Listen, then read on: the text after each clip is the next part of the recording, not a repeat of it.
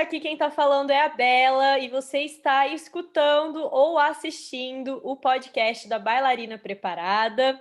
Esse aqui é um episódio muito legal que a gente vai conversar com a Heloísa Almeida. Ela já vai se apresentar para vocês, mas antes da gente começar, eu já vou pedir para vocês se inscreverem aqui no nosso canal do YouTube, se você estiver assistindo a gente, e também para seguir o nosso perfil nas redes aí de distribuição de podcast, se você estiver nos escutando.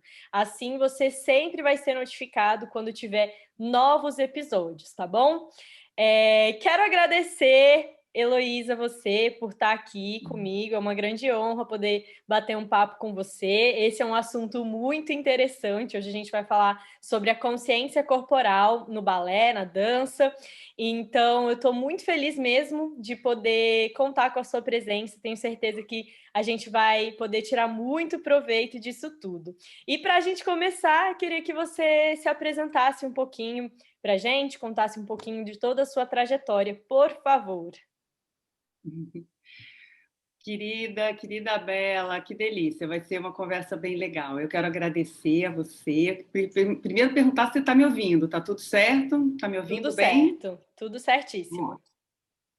Então, agradecer a oportunidade mesmo desse encontro. É sempre bom a gente compartilhar as nossas ideias. E parabéns pelo seu projeto também, né? Que é um projeto bem legal. De auxiliar os bailarinos, eu acho que isso é bem importante, a gente precisa trocar saberes sempre, né? E falando um pouquinho de mim, eu sou uma menina de 56 anos, que faz balé há 50, exatamente. Eu tinha uns 5 anos, eu gostava muito de olhar as aulas de balé que tinha na escola aqui no Rio, eu estudava no Notre Dame, no Colégio Notre Dame, e aqui no Rio, e tinha embaixo, era tipo um porãozinho, tinha aulas de balé. Eu ouvia aquela música, achava super interessante, eu estava no prézinho, né, na época era pré, e aí eu ficava olhando. Mas meu pai não deixava porque eu era muito magra, e aí ele falava, não, tem que engordar para poder fazer balé, porque senão vai ficar mais magra ainda. Caramba. É da minha natureza mesmo. Minha mãe também é muito magra, então não é Biotipo. uma característica assim, eu faço um grande esforço. Não, nasci assim e provavelmente vou morrer assim. Uhum. E aí, com 6 anos, então, eu fiz dieta para engordar. Dieta, assim, eu me obrigava a Nossa. comer. Eu não gostava de comer na época. Hoje em dia eu gosto Uhum. bastante. E Ufa, aí, ainda bem. quando eu fiz 6 anos, meu pai deixou. Mas aí ele foi transferido, ele era funcionário público e foi transferido para Brasília. Aí eu fui para Brasília, né, com a família, estudei na escola da Lúcia Toller lá, me formei pela Royal Academy, inclusive eu deixei de fazer o último exame, o Advanced, né? Nessa escola também eu fui professora, eu tinha 13 anos quando eu comecei a ser assistente, né? Isso era uma prática naquela época, né? E até os Uhum. 17 anos eu dei aula na escola. Quando eu fiz 17 anos que eu fui fazer o vestibular, eu decidi fazer o vestibular no Rio, porque eu queria tentar ser bailarina profissional e tal. E aí eu voltei para o Rio, e nessa época eu entrei para o Teatro Municipal do Rio de Janeiro, mas eu fiquei só 4 meses, eu fiz 2 temporadas só. E aí era um período que eram levas, sabe? As pessoas entravam 17, saía 23 e tal. E eu fui logo no começo, Caramba. logo em dezembro, eu entrei em julho, mais ou menos, agosto, e logo em dezembro eu já fui demitida, eu já fui nessas levas.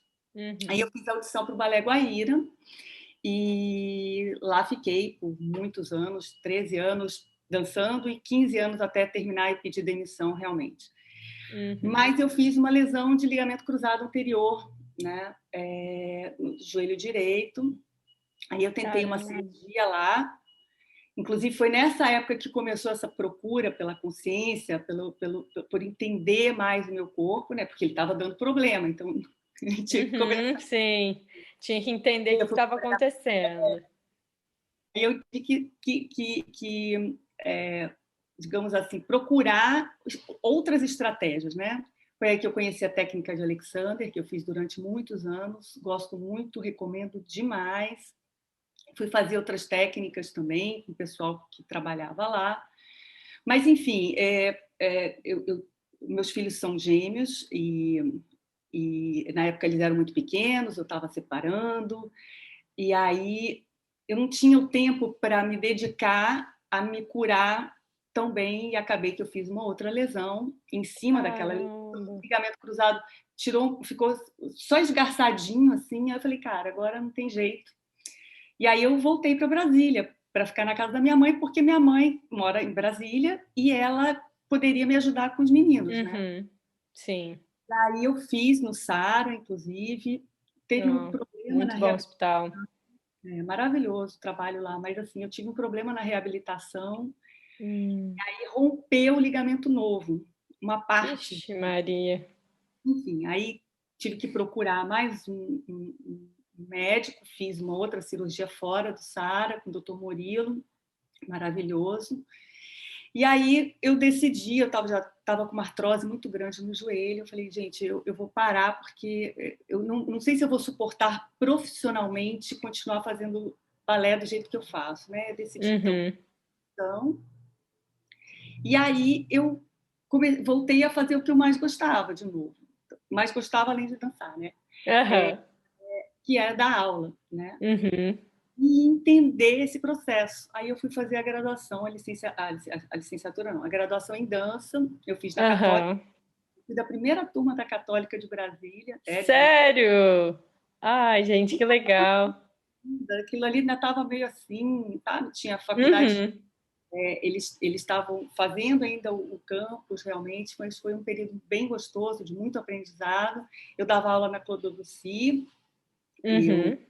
ali eu comecei, inclusive, um projeto com balé adulto, foi ótimo, foi um período super gostoso. Eu fiquei na Clodovuci entre 97 e 2003. Né? Em 2003, um dos meus filhos e o meu marido, eles são asmáticos. Em Brasília, eles sofrem muito. Ah, é. Na época da seca é complicado. Crises muito, muito ruins. E a gente já estava falando assim, gente, melhor a gente sair. E aí eu recebi um convite do Roberto de Oliveira, que era diretor da De Anima Balé Contemporâneo. Ele e o Richard Craven tinham uma companhia aqui no Rio, e ele me convidou para vir dar aula e também trabalhar como ensaiadora, né? Aí, enquanto eu ficava aqui, eu comecei a trabalhar aqui na companhia, e ele abriu também a escola da Dona Eugênia Feodorova, e aí eu também associei o trabalho com a companhia e voltei a dar aulas para adultos e estar dentro do curso livre, né? Que eu gosto do curso livre, sabe? Sim, sim. Nesse período eu fui convidada então pelo Roberto Pereira, que para dar, o Roberto Pereira era coordenador do curso de licenciatura em dança da extinta faculdade da cidade aqui, para dar aula de balé clássico, de técnica de balé clássico, né? E foi aí que começou a minha relação mais profunda com esse com o mundo acadêmico, então, digamos assim, né? Aí eu fiquei, por 11 anos, eu fiquei ensinando técnica do balé clássico num curso de licenciatura em dança, depois acabou esse curso, e a gente foi para Cândido Mendes, que também recebeu o curso, mas também fechou em 2019. E aí eu procurei, como o ambiente da licenciatura em dança, a faculdade é de dança, a faculdade não é de balé, mas eu estava dando uma técnica muito específica. Eu comecei e eu tinha que dar aula para pessoas que eram do balé, pessoas que eram das danças urbanas, pessoas que eram da Nossa, dança que desafio. técnica do balé, né? Então, eu procurei estudar esses saberes da cinesiologia, da anatomia, um pouco da história do balé clássico, para que essas pessoas conseguissem compreender até a técnica mesmo de forma consciente, né? Para elas entenderem a técnica, não necessariamente executarem bem a técnica, que é diferente. Sim. Né? E aí também, nesse momento, lá na Cândido Mendes, eu comecei a fazer o mestrado na UERJ, falando sobre a técnica do balé clássico, que a técnica do balé clássico me interessa muito, como pesquisa. A técnica do balé clássico com a dança contemporânea, com as companhias de dança contemporânea aqui do Rio de Janeiro, e nisso eu tive que estudar um pouquinho mais sobre a dança, em geral, mas especificamente no balé. E aí, nesse momento, eu falei, cara, eu preciso me licenciar em dança. Eu preciso entender mais esse universo, né? E aí eu era professora da Cândido, de balé e de anatomia, e também dava educação especial. E aí eu falei, gente, eu preciso. Então eu fui aluna dos meus colegas professores e fui dos meus alunos. Gente, que legal! Ela falou assim, vem cá, vocês não fizeram o trabalho, não? Ela falou, você está falando como professora ou como aluna? E hoje em dia, para terminar, eu estou tentando doutorado na UFRJ, e aí eu estou procurando falar sobre dança para pessoas com doença de Parkinson, que eu sou voluntária numa associação aqui, e eu acho que interessante. Incrível também nesse lugar. Aí eu vou associar um pouquinho da dança com a reabilitação, né? O processo de reabilitação. E é isso, eu passei por todos esses lugares, assim. Eu fui bailarina amadora, profissional, eu fui professora de curso livre, professora de universidade, também fui assistente e fui ensaiadora, professora de companhia, também trabalhei com a Companhia de Niterói aqui um tempo. Olha só, muita coisa. E busco, então, hoje em dia, eu estou mais como pesquisadora, né? E buscando conhecimentos que foram empíricos, práticos, né? Com os pedagógicos e os científicos. É isso.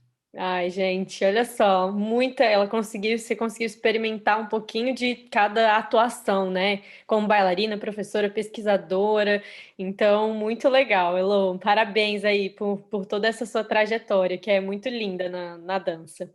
Então, vamos lá, gente. Hoje eu convidei a Elô para falar um pouquinho sobre consciência corporal.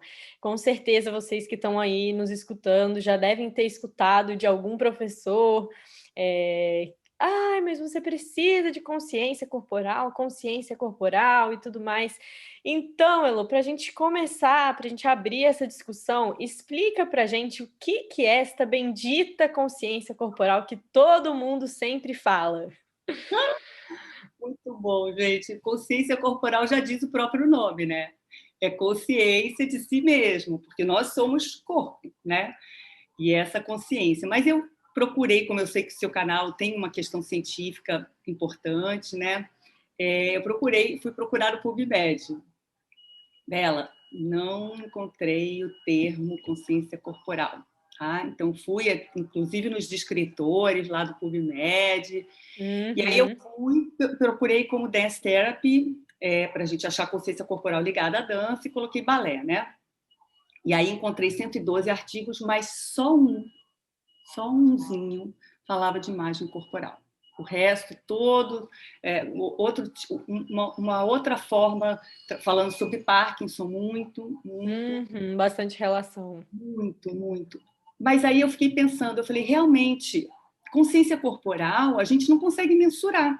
Como é que você mensura? Né?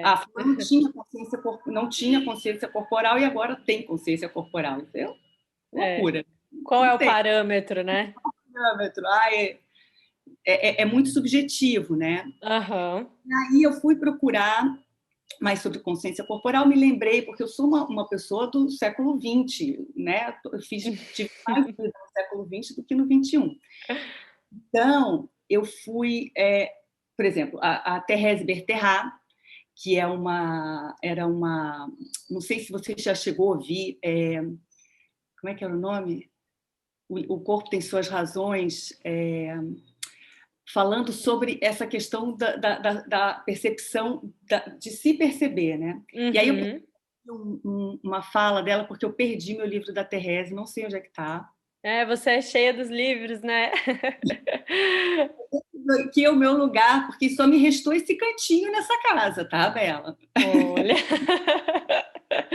Mas sempre tem uma referência literária, isso é muito bom. E aí, não, tá? Depois eu abro para você vai ver o do meu marido. Por isso que eu estou te falando que não sobrou nada para mim. Meu marido é historiador, então aí é pior ainda. Maria, Imagina. Olha, ela fala assim, se conseguirmos... não, esse aqui é o do Laban. Eu fui pegando várias... O nosso corpo é a gente mesmo. É a nossa única realidade perceptível. Isso é da Thérèse, tá? Não se opõe à inteligência, nem aos sentimentos, nem à alma. os inclui e alberga a todos. Por isso, tomar consciência do próprio corpo significa se abrir ao acesso à totalidade do próprio ser, porque o corpo e o espírito, psíquico e o físico, inclusive a força e a debilidade, representam não a dualidade do ser, mas sim a sua unidade. Então, eu sou desse período, entendeu? Que as pessoas... Foi um momento, exatamente anos 80, 70, 80, foi exatamente essa pesquisa, sabe, sobre si. Então, também emergem as falas do Laban. Não estou falando que fora daqui já não existia, não. Lógico, o Laban é do começo do século XX, mas também vem o Laban falando sobre essa percepção, né? Tem o Feldenkrais também. O Feldenkrais ele é uma técnica somática,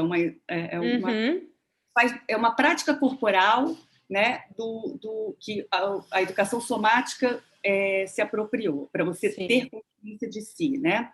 E aí tem também uma fala dele que é aqui, que vê, ó, busca promover a consciência de si a partir da experimentação do movimento, conduzindo a uma melhor qualidade de vida. O Feldenkrais também foi um pesquisador dessa área, né? Como a Therese, como o Laban, todos eles o movimento para se perceber melhor, né? E o Klaus Viana também teve aqui no Brasil, que também pensou muito sobre isso, muito sobre então eu recomendo o livro A Dança, acho que está por aqui atrás, também. Todos eles falam sobre isso, né? A percepção do que o corpo está fazendo. Percepção de si, né? E também tem o olhar da psicomotricidade, né? Que é em relação ao corpo, em relação ao tempo, ao espaço, em relação ao outro. Esquema corporal, né? Esquema corporal, que são aquelas experiências que são vividas, mas não totalmente conscientes, mas que aí a gente vai transformando, né? Para não ficar no automático só, né? Sim. E para mim é tudo isso e mais, e eu insisto muito hoje em dia nisso. Você se perceber como um todo, né, no tempo, no espaço, em relação ao próximo e em relação à sociedade que você vive. E aí, para mim, é um ser completo mesmo. Então, por exemplo, até o gesto da gente, se a gente for pegar o gesto do balé clássico, é um gesto diferente do que eu fazia em 1970 e que normalmente os bailarinos faziam em 1930, porque também tem a sociedade, a cultura que a gente está vivendo nesse momento, né? Mas tudo influencia. Perceber as facilidades e as dificuldades em todos os seus sentidos. A gente é corpo, né? E esse corpo vai acompanhar a gente até o fim da vida. Então, você perceber os seus limites, as suas possibilidades e entender elas, para mim, assim, é um prazer quase que inenarrável. Eu sou uma pessoa que não percebia muito isso. Eu fazia, porque eu sempre tive muitas condições físicas para dançar balé clássico, especificamente. Minha única dificuldade, digamos assim, eu não tenho um andeor, eu tenho uma limitação de coxa, mas e sou alta, né? Sim. O pessoal pensa que bailarina alta é ótimo, assim, mas não é não, porque não tem não tanto, né? Talvez Suécia, né? Mas, é verdade. Eu tinha várias boas condições, né? Nunca fui muito flexível, mas tinha uma boa flexibilidade, girava bem, saltava bem. Então, eu nunca precisei muito que pensar, sabe? Saía aqui meio automático. Sim, perfeito. Então, é muito bom, mas Por outro lado, né? Por outro lado, eu podia ter sido muito melhor, entendeu? Se eu tivesse percebido isso. Então, eu acho que é importante, realmente. Ótimo.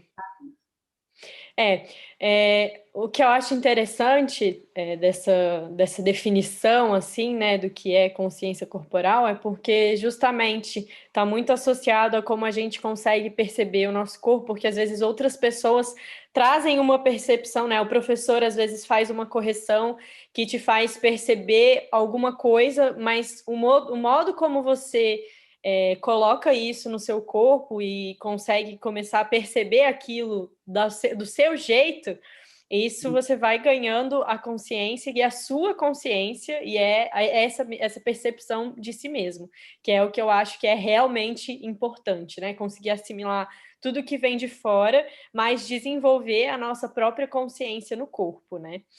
Como que você acha, Elô, que essa consciência corporal, ela pode ajudar não só na técnica do balé clássico, mas assim, em outras modalidades? O que um bailarino que percebe a si mesmo tem de diferencial de um bailarino que ainda não consegue sentir, ainda não tem essa consciência? Bom, como eu falei agora, né, eu acho que essa percepção de si, né? Então, por exemplo, de perceber as suas limitações e as suas possibilidades. Então, por exemplo, se tivessem me dito ou eu tivesse percebido, né, da minha impossibilidade de rodar 180 graus para fazer uma quinta posição, porque não tem jeito, eu não tenho, é uma questão óssea, né? Anatômica. É Uhum. anatômica, minha coxa não vai virar. Meu pé, eu tenho uma boa eversão, e então eu consigo me desenhar andeor, mas eu não tenho, naturalmente, a possibilidade total. Eu tenho uma boa possibilidade, né? Talvez eu não tivesse lesionado meu joelho, porque o meu joelho ficou exatamente no meio ali, né? A Sim. coxa Uhum. indo muito, o pé indo bastante, o joelho ali No tentando meio. no Acompanhar. meio. Então, se eu tivesse tido talvez essa percepção antes, né, eu teria compreendido esse meu limite, e mesmo que o professor, como eu fiz depois que eu comecei a fazer técnica de Alexander, eu voltei a dançar até muito, muito bem, no sentido de eu tinha uma potência grande, um conhecimento grande. E aí chegava o professor convidado e falava: Heloísa, fecha a quinta. Eu falava: ai, não posso, meu joelho não está muito bem. E aí ele falava: ok. Pronto, eu Uhum. resolvi Resolveu. a Aham. questão. Resolvi a questão. E aí eu, né, iria e comecei a trabalhar dentro do meu potencial. Uhum. Enfim, eu acho que é isso. É a gente e o balé clássico, a técnica do balé clássico, como ela é muito bem codificada, eu acho que a gente tem a oportunidade de, como a gente tem uma sequência já conhecida, você tem a barra que é maravilhosa no começo ali da aula para você se estabilizar. Eu acho que a gente tem grandes possibilidades de realmente nos conhecermos mesmo Uhum. dentro daquele trabalho, sabe? Eu acho que ajuda na Sim, vida, sim. é Na na vida. vida, é verdade. Essa sua resposta já respondeu até uma próxima pergunta que eu ia fazer, que era justamente como se a consciência corporal ela também atuava na prevenção de lesões. E é exatamente isso que você falou, né? Às vezes, se a gente conhece a nossa possibilidade anatômica, até onde a gente pode ir, quais são as nossas limitações, a gente previne várias lesões aconteçam, e acho que não só que as lesões aconteçam também, Elo, mas também a frustração, assim, né, de você entender que, ok, eu posso não ser a pessoa mais andeor do mundo, então eu tenho essa consciência de que eu não posso ficar forçando tanto meu andeor, mas eu giro 10 fouettés, eu giro 20 fouettés, né? Então acho que ter a consciência corporal ajuda não só na prevenção de lesões, mas na prevenção de frustrações também.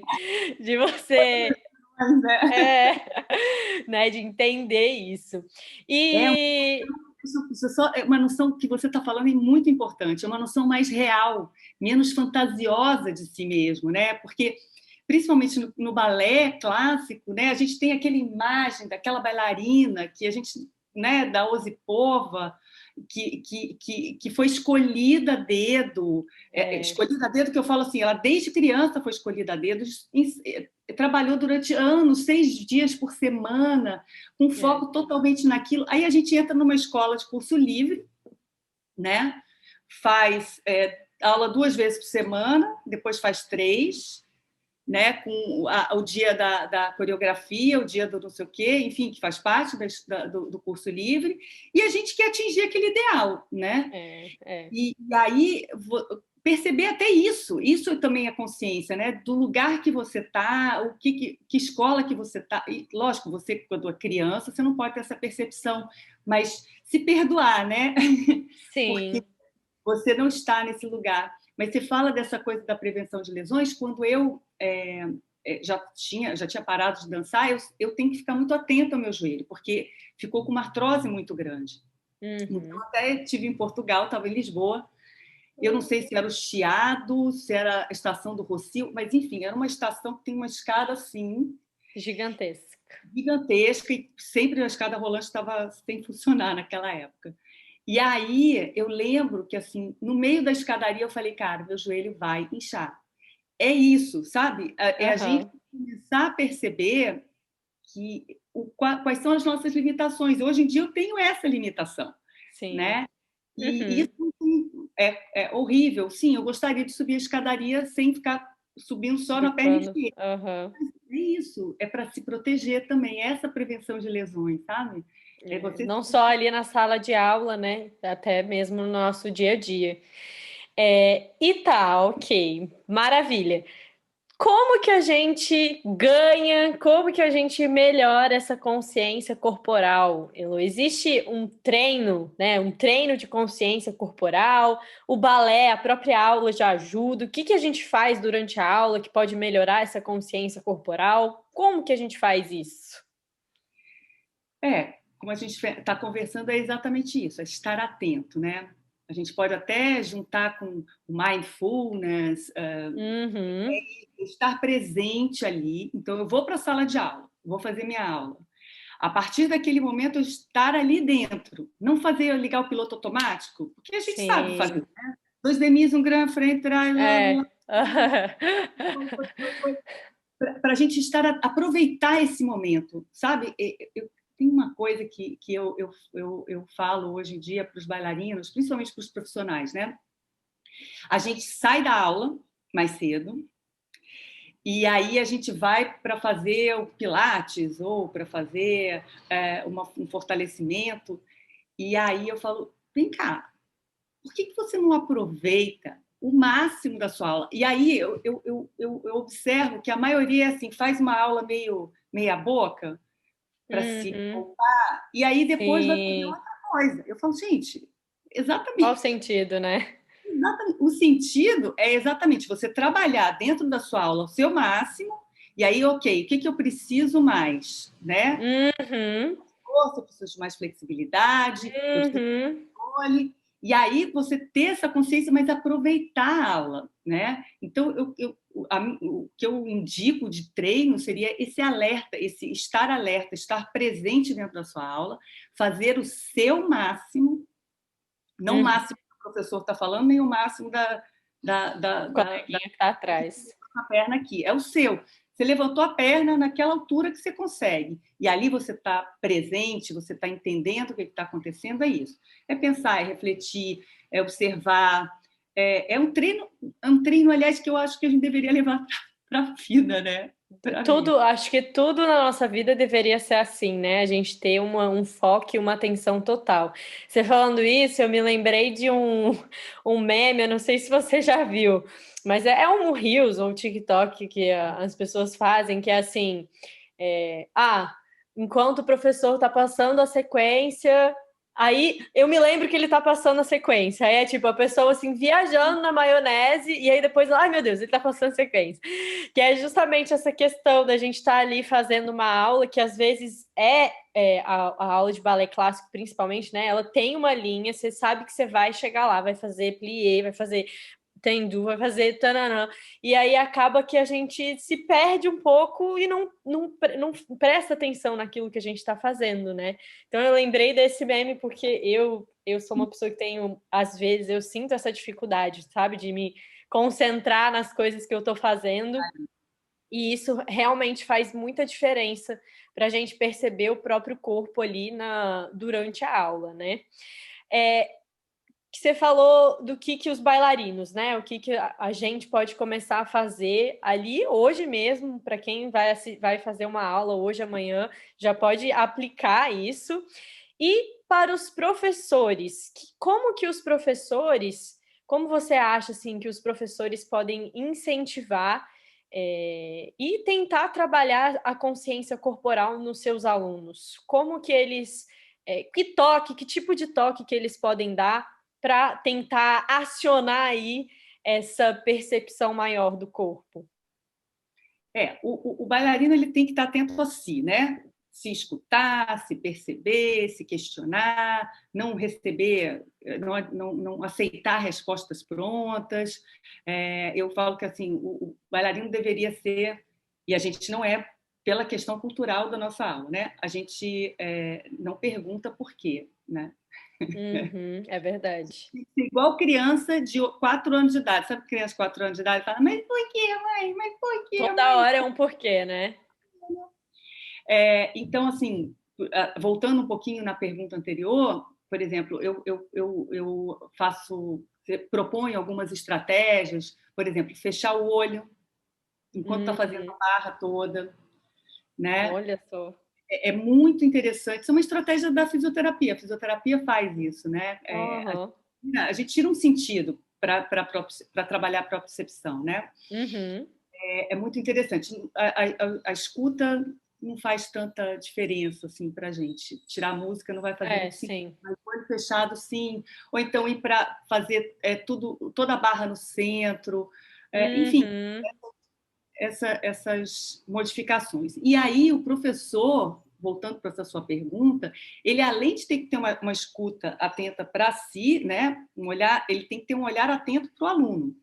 Uhum. E principalmente as individualidades. Gente, isso para mim é uma coisa que tá emergindo, assim, sabe? Eu estou num grupo da fisioterapia lá da UFRJ, assistindo a aula da fisioterapia da graduação.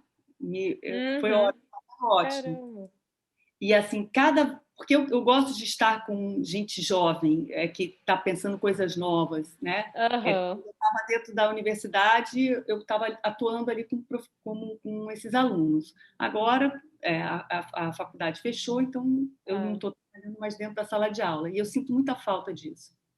E aí, essas individualidades vêm aparecendo, Bela, em todos os artigos da fisioterapia, essas possibilidades e impossibilidades.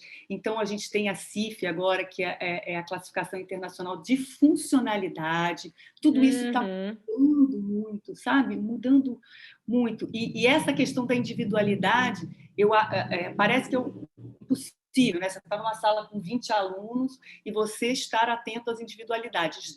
Eu estou dizendo que dá. E é passar um por um e falar alguma coisa, principalmente aquelas pessoas que têm mais dificuldades, né? Sim. Mas sempre o professor tem que estar atento a ele, né? As suas próprias crenças, as suas próprias frustrações que você falou, entender a si mesmo e falar, gente, eu não sei tudo, eu estou sempre no processo de aprendizagem. Compartilhar as dúvidas, porque isso é uma coisa da cultura do balé também, né? Você não compartilha dúvidas porque, nossa, vai parecer que eu não sei É um sobre sinal de isso. fraqueza, né? Trocar com outras pessoas da própria área de saber, trocar com pessoas de outras áreas de saber, da educação física, da fisioterapia, da pedagogia, da história, né? Entender que cada um tem uma trajetória, né? E alertar. Eu acho que hoje, se eu tivesse uma escola de criança, principalmente, eu iria falar para cada um, olha, primeiro perguntar qual era a expectativa daquela pessoa, né, em relação à sua aula. E depois falar, olha, você tem para o balé clássico, para o balé, tá, gente? Não é para dança em geral, não. Cada dança é uma dança, né? Para o balé clássico, você vai ter essas facilidades. Então, você tem uma boa plantiflexão, você é flexível, enfim, as capacidades, né? E também alertar sobre as dificuldades, para dar responsabilidade, sabe? Para ele escolher os caminhos dele, Porque isso Sim. não quer informar o aluno. Isso não quer dizer que ele não vai ser. Eu conheço vários, nossa, muitos bailarinos clássicos que provavelmente, quando eram muito crianças, não tinham, porque não tinham facilidades, né? Uhum. E muita gente deve ter dito, no bailarino mais, né? Aquelas coisas que a gente já conhece. Uhum. Mas essas pessoas foram atrás. Mas se elas soubessem, falou, olha, então, as suas impossibilidades são você é pouco flexível, você vai ter que trabalhar muito isso, enfim, e você dava a responsabilidade para ele para escolha. Ele Sim. sabe? Uhum. Eu acho muito importante. O É. professor é essa figura. Uhum. E Ele a quem deve direcionar, né? consultoria é de uma sabedoria incrível. Se você tem um professor ali que desde o começo ele consegue incentivar essas percepções, eu nunca tinha parado para pensar nisso, né? Mas o aluno mesmo tem a possibilidade de escolha, como você falou, né? Se ele entende que talvez seguir na carreira do balé clássico não seja a melhor opção para ele mesmo vai chegar a essa conclusão sozinho e vai seguir feliz com essa decisão, né? Digamos assim, não vai ser ninguém que falou para ele, você não vai dançar balé clássico porque você não é um DO. Então, se o aluno desde cedo entende que talvez ele possa seguir na carreira de bailarino profissional, mas talvez com outro estilo, enfim, whatever, ele tome essa decisão com consciência e seja muito mais feliz, né? Exato. Não seja uma E pessoa até achar frustrada. estratégias, sabe, Bela? Estratégias para superar essas dificuldades. De repente, Uhum. ele é um DO, mas ele tem uma força muito grande, ele se mostra um DO. Ele não tem É, para dançar. Eu não conheço nenhuma coreografia que é na quinta, assim, de lado. perfeito, exato. Né? Na ponta, no relevê também, todo mundo fecha quinta, né? Em meia ponta, em ponta. Tá lá. É verdade. Bom, Elô, eu estou agora com uma sessão aqui de mitos ou verdades sobre o nosso tema aqui, que é consciência corporal na técnica, né, da dança, do balé. Então, eu vou te afirmar aqui algumas coisas e aí você me diz se é mito ou se é verdade e por quê. Seria um mito, porque seria uma verdade, tá? A primeira delas é que a aula de balé, por si só, já melhora a consciência corporal. Mito ou verdade? Depende. Depende. Depende de quem está dando aula. Boa. Eu já escutei algumas pessoas que defendem o balé como uma prática de educação somática. Aham. Uma grau de educação somática. Mas depende do professor. Se for o professor que chega e fala, façam, não pensem, É. levanta a perna, como? Não vai ajudar, né? Levanta. Isso. E não te fala o como, eu acho que depende. Aí eu acho que não tem nenhum lado nem outro. Nenhum Acho nem que outro, né? É interessante também agora você ter falado isso, né? Tem muitos professores, né? Que eles, eu acho que é uma coisa da tradição mesmo, né? Que criou-se a cultura da gente ter medo de perguntar, como a gente tinha falado anteriormente também. Mas é justamente isso, que se você faz uma aula de balé onde o professor dá liberdade para o aluno perguntar e tudo mais, a própria aula já vai ser um ambiente de muito aprendizado e desenvolvimento da consciência corporal. Agora, se é aquele professor tirano que não gosta de ser questionado e não sei o que, não tem espaço, né, para o aluno desenvolver essa consciência. medo, aí vai ter medo. Exatamente. Educação pelo medo, né? Medo apavora, trava, enfim. É. Show. Outras modalidades de dança não trazem tanta consciência corporal quanto o balé. Mito ou verdade? Eu acho que mito, porque eu acho que o movimento pode contribuir para a consciência corporal. Então, a técnica do balé, eu acho que pode ser um caminho, outras técnicas de matriz oriental, por exemplo, gente, fazer aquele controle lá da barriga, lá para mexer, é mesmo. soltar o trapézio do abdômen, eu sempre penso naquilo, eu falo, meu Deus, é uma outra consciência, né? Uhum. Danças de matriz africana, norte-americanas, né? Eu acho que todas, se o caminho e o foco do professor e da aula for essa, eu acho que dá para fazer com movimento, né? Uhum. Independente do estilo de dança. Eu acho que a dança como um todo, ela tem toda essa possibilidade de auxiliar na consciência do corpo, porque você mexe ele, né? E aí, quando você mexe, você pode se perceber. Lógico, às vezes a pessoa precisa de um silêncio, movimentos mais suaves, né? Para se perceber. Mas à medida que você vai tendo domínio, você vai compreendendo em movimentos mais aperfeiçoados, mais refinados, né? Eu acho que dá, Uhum. sim. E acho que também, talvez, estilos diferentes de dança tragam consciências corporais diferentes, né? Assim. Pé sapateado, gente, o que é aquilo? Eu não consigo, eu pareço uma É idiota. verdade. Ele fala, ensinei. É verdade, exatamente. Ótimo. E mais uma. A consciência corporal pode ser desenvolvida em qualquer idade. Mito ou verdade? Verdade, verdade. Um bom professor pode auxiliar, sim, a criança a se conhecer. Agora, eu quero chamar a atenção aqui de uma questão importante, que eu acho importante. Hoje em dia, eu defendo uma aula de técnica do balé para crianças depois dos 7, 8 anos. Né? Uhum. Antes disso, então, técnica do balé clássico, depois dos 7, 8 anos, como são nas maiores escolas que têm apoio governamental, né? As escolas Aham. oficiais, digamos assim. Agora, antes disso, você pode usar o imaginário do balé clássico, da dança do balé clássico, né? Então, os gestos, e aí ele não vai ter um código tão rígido. Então, Uhum. eu acho que, inclusive, é uma grande. Fazer aula de dança em geral, e pode ter o imaginário do balé, pode ter a roupa da bailarina, dá para você fazer várias coisas com a criança, mas sem obrigar ela a fazer uma aula de técnica, Técnica. né? Não, mas assim, dá para ajudar a criança, sim, claro. Nossa, dança Essa é uma.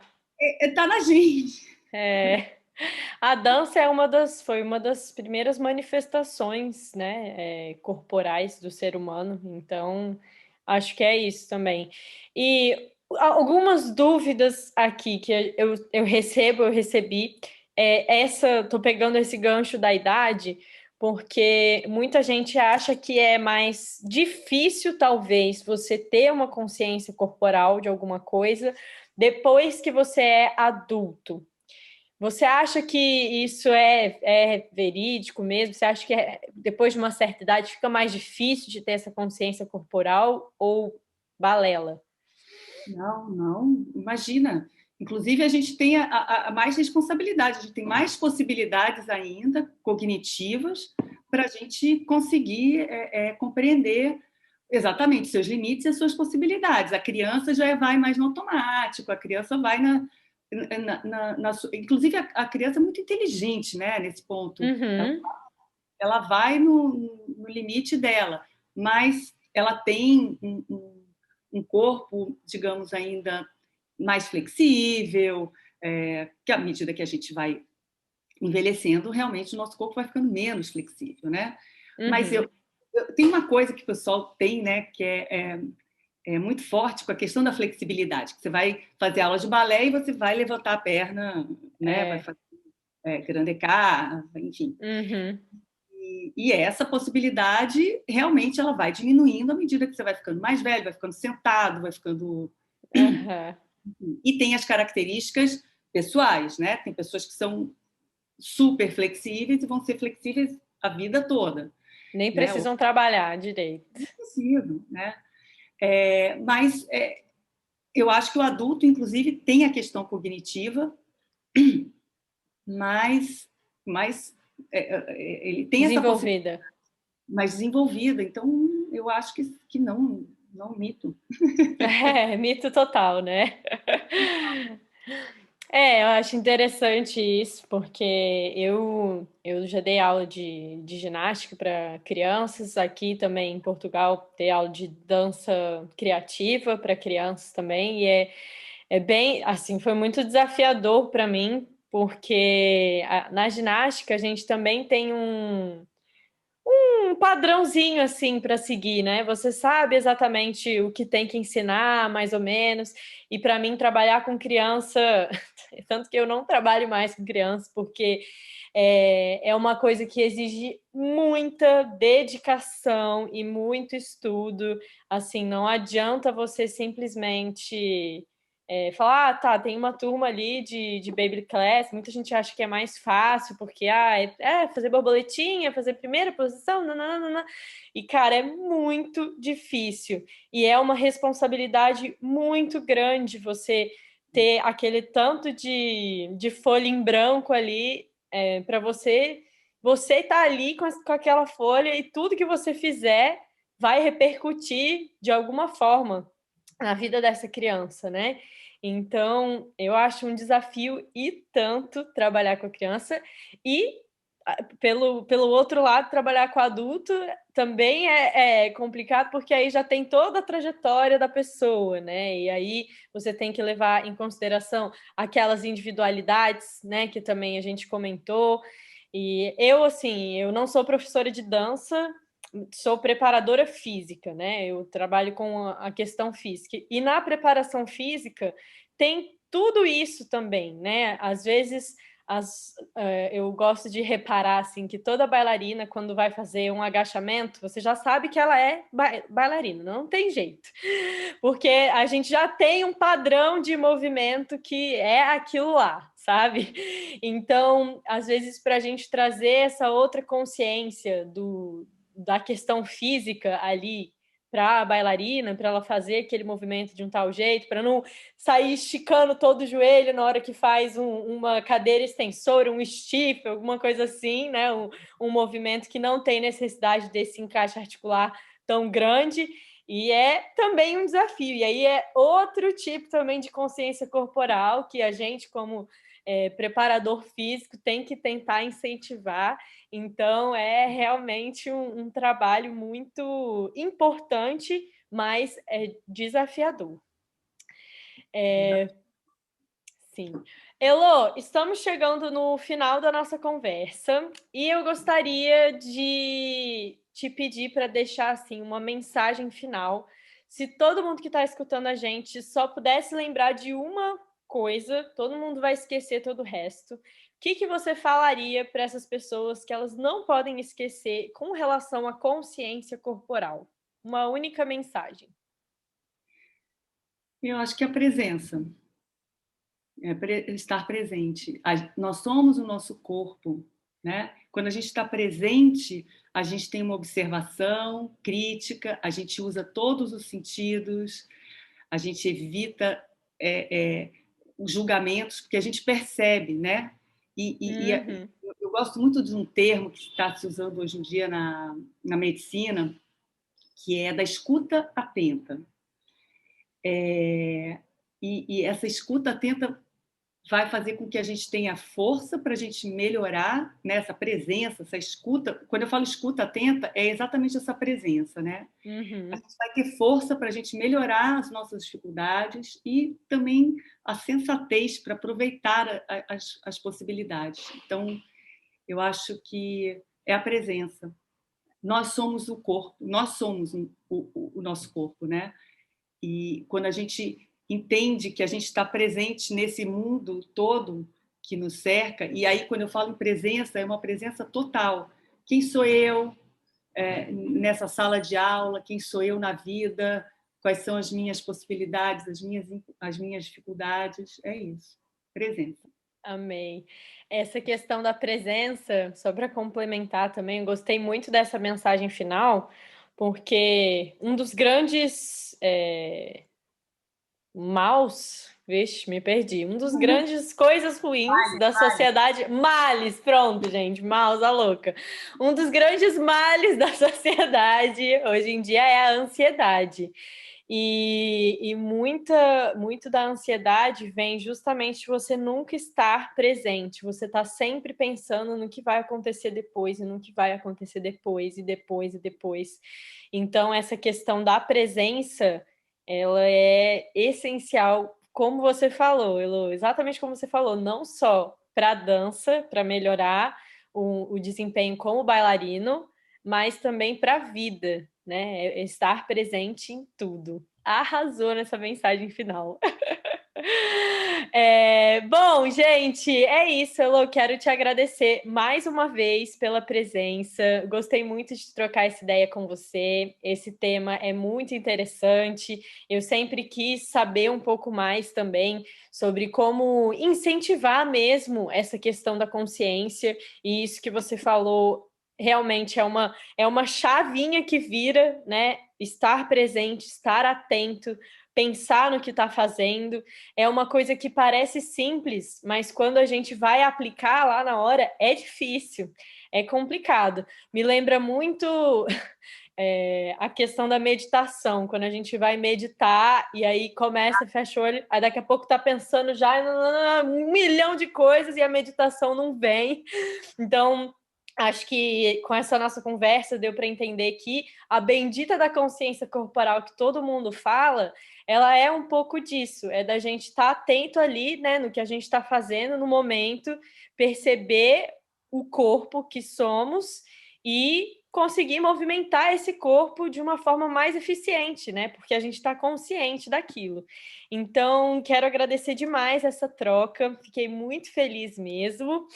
E antes de você se despedir de todo mundo, eu vou lembrar vocês, gente, para se inscreverem aqui no canal, para sempre ficarem sabendo quando tiver episódio novo. E se você estiver nos escutando aí pelo Spotify, Deezer, pelas plataformas de distribuição, siga o nosso perfil, porque assim você também vai ser notificado. As redes sociais da Elo estão aqui para vocês na descrição. Acompanhem o trabalho dela. Me acompanhem lá no Bailarina Preparada também. E é isso. Elo, muito obrigada. Pode se despedir aí do pessoal. Ai, gente, muito obrigada, Bela, por essa oportunidade da gente conversar. Eu admiro bastante o seu trabalho e obrigada às pessoas que estão ouvindo, né, que ouvirem. Se tiverem dúvidas, passa lá no meu Instagram, me manda um direct, a gente conversa. E é isso, querida. E é isso. Muito obrigada. Obrigada pela troca. Obrigada, Elô. Obrigada, gente. Até o próximo. Tchau, tchau.